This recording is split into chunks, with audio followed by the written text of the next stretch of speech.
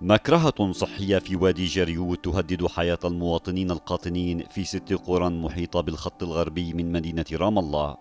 تحيط بوادي جريوت التابع إداريا لمحافظة رام الله والبيرة عدة قرى ابتداء بقرية دير بزيع وبيت عور وكفر نعمة وصفة وخربث المصباح وصولا إلى بلعين. وتبلغ مساحته الكلية أكثر من 5000 دنم، وتقدر الأراضي السكنية المبنية عليه ب773 دنما. أما بالنسبة للأراضي الزراعية فتقدر بأكثر من 4000 دنم. قبل حوالي 12 عاما شرع الاحتلال في تغيير خط مسار تصريف المياه العادمة لمدينة رام الله إلى جهة الغرب باتجاه بتونيا، ما أفسح المجال للمستوطنات المحيطة من حورون وقذعات زئيف ومعسكر عوفرة بضخ مياههم العادمة فيه. فبدأت المياه العادمة بالتدفق في الوادي مسببة مكرهة صحية وبيئية لتسلك طريقها بين الوديان حتى تصل إلى منطقة بيت عور والقرى المجاورة وصولا إلى وادي جريوت.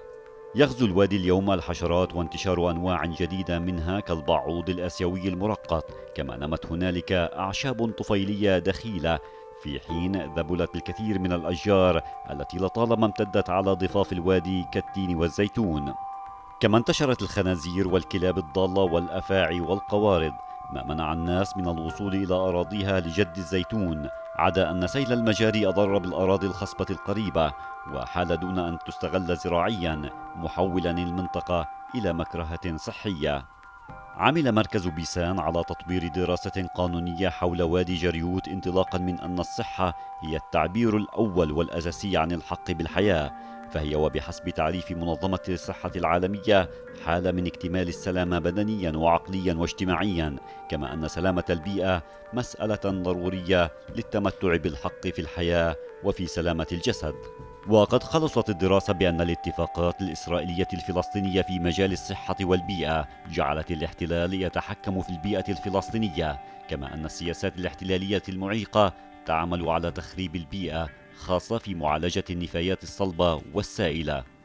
إضافة إلى الاعتداءات الاستيطانية وتعارض الصلاحيات بين الحكم المحلي وسلطة البيئة ووزارة الصحة، وعدم وجود نظام محدد لصلاحية كل جهة بما يخدم التكامل بينها،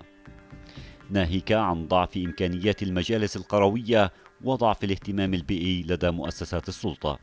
وعليه يوصي مركز بيسان بتفعيل قانون حماية البيئة الفلسطينية وإيجاد كادر مراقبة وإشراف تنفيذي لديها، ودعم الحكومة المركزي للمشاريع البيئية للمجالس القروية، وتفعيل دوائر البيئة في وزارة الحكم المحلي. تعميم التثقيف البيئي بين المواطنين المبني على أساس الحق في بيئة صحية وسليمة، وتفعيل المنظمات القاعدية في حملات شعبية وتطوعية لحماية البيئة النظيفة.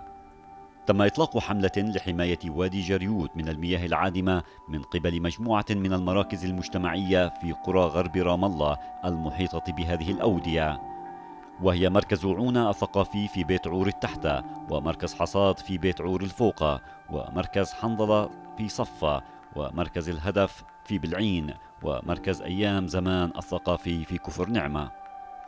وقام مركز بيسان بتنسيق جهود هذه المراكز ضمن حملة منظمة في إطار مشروع الحق بالصحة، وتم التوجه إلى المجالس المحلية لهذه التجمعات السكانية: مجلس قرى كفر نعمة، ومجلس قروي بلعين، ومجلس قروي صفة، ومجلس قروي بيت عور التحتة، ومجلس قروي بيت عور الفوقة. وانضمت لهذه الحملة بلدية بتونيا. وتسعى الحملة إلى تحقيق الأهداف التالية: العمل على توعية المجتمع المحلي والرأي العام بالحق في العيش في بيئة نظيفة وصحية كحق مكفول محليا ودوليا، تشكيل قوة مجتمعية وشعبية تدافع عن الحق بالصحة وبيئة نظيفة، وتنظم فعاليات تعبئة وضغط تعمل على المستوى الشعبي والرسمي من أجل إيصال رسالة ومطالب أهل المنطقة المتضررة إلى الجهات الرسمية، تنظيم الضغط الشعبي والمؤسساتي على صناع القرار من أجل تبني نهج يضمن الحماية الصحية والبيئة النظيفة في وادي جريوت.